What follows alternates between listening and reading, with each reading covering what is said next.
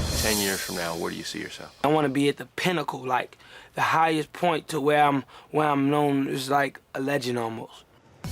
Wow, that was Chris Brown 7 years ago. 18 years old and on his way to the top. And that kid was absolutely one of my favorites. Since then, I think it's fair to say that things have gone off the rails for Chris. Really, the only constant in his life is that he continues to sell records. Even if you don't like Chris Brown, I want you to take a moment and listen, because nothing was off limits during our conversation. Rihanna, jail, therapy, and of course his music. Chris Brown's redemption tour is tonight's big picture. In 5 years, where do you want to be? On top, man. In 5 years, I want to be at the top, higher than the clouds.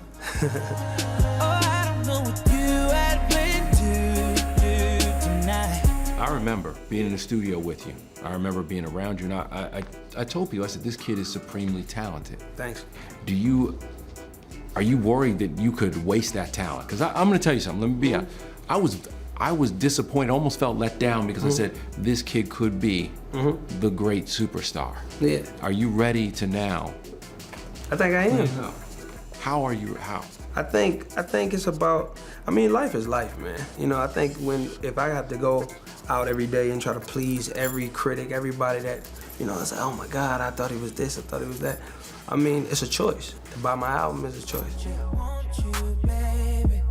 His hit singles Loyal and New Flame have already sold more than 3 million copies, and the new album X is #2 on the charts. You really are more singing about your life and your feelings in this record. Yeah. I think with this album, like X defined me. You know, the 10 years of me being an artist, me being able to, you know, start at 15 to now 25. Trouble seems to follow Brown. There are reports of fights at clubs where he partied, and of course, the assault on Rihanna. How is your relationship with her today? We good.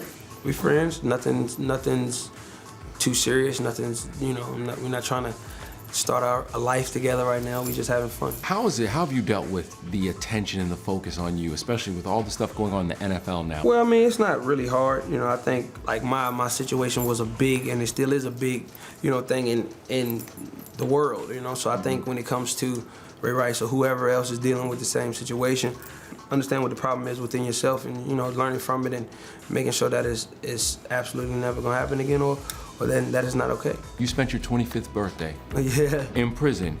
You made yourself a cake? Yeah. What did you do? What I did, man, there's not really too much to do in jail. So it's like, you know, it's your birthday. Some guards might know your birthday, but, you know, it's not like your fan club in jail, you know, so it's like, so for me, I just made the cake, man. I made the best out of it. You've moved on. You are doing community service. What are you doing? Yeah, I do maintenance. I go from singing on stage and dancing and doing videos to, you know, fixing the home appliances, fixing like, you know, painting the actual walls. And I don't want to say where I'm at specifically, where I go, because I don't want to gang of camera crews. You guys might show up and be like, hey, Chris, can we do it with you? No, I'm playing. I'm glad to see that Chris can have a sense of humor about all this, and maybe it's because he meets with his therapist 2 times a week and understands that he must grow up.